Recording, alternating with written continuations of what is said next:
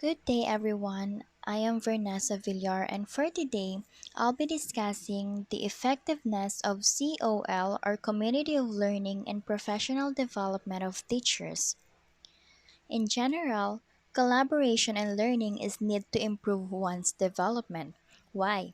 Because we can adapt other features in learning.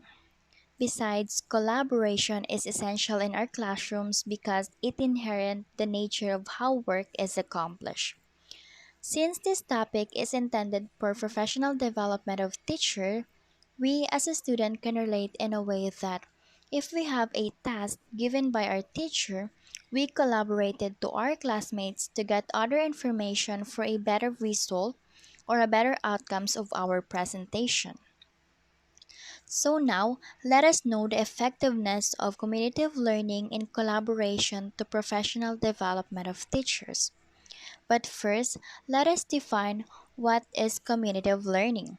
As you can see, it is a system of collective critical inquiry and reflection focused on building a shared identity and collective intelligence garnered over time. Meaning to say, it is a practice made of people with common interests who collaborated to do it better. For example, if the teachers are interested to a language development, they will now endorsing themselves to join a language training under the community of learning. So what are these practices of community of learning? These are common concern shared by the teachers such as set of problems, interest in every topic. This is also often focused on sharing best practices and creating new knowledge to advance a domain of professional practice. So let's move on now to the five critical functions of community of learning according to Winger. First is educate, that involves sharing information related to issue of practice. Next is to support, that involves interaction among members or teachers belong to community of learning. The third is cultivate, or to start a new learning competency. The fourth is encourage, that involves promoting other concerns and also collaborative design and adapting professionalism.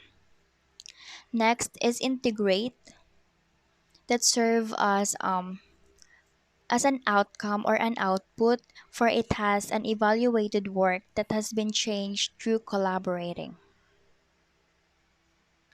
So now let's proceed to the community of learning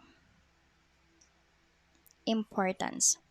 So among the importance of community of learning for professional development of teachers, I have chosen three of them.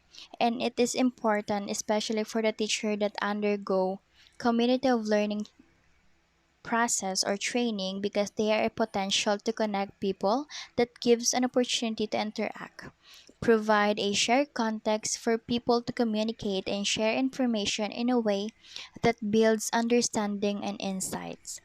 Next is stimulate learning, that the teacher can be a coach or mentor to other teachers, and they can now provide a self reflection of their surpassed issues.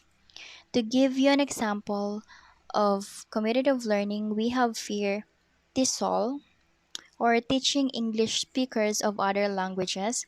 This means to distinguish English language teaching as professional activity that requires proper training. Next is Linguistic Society of the Philippines.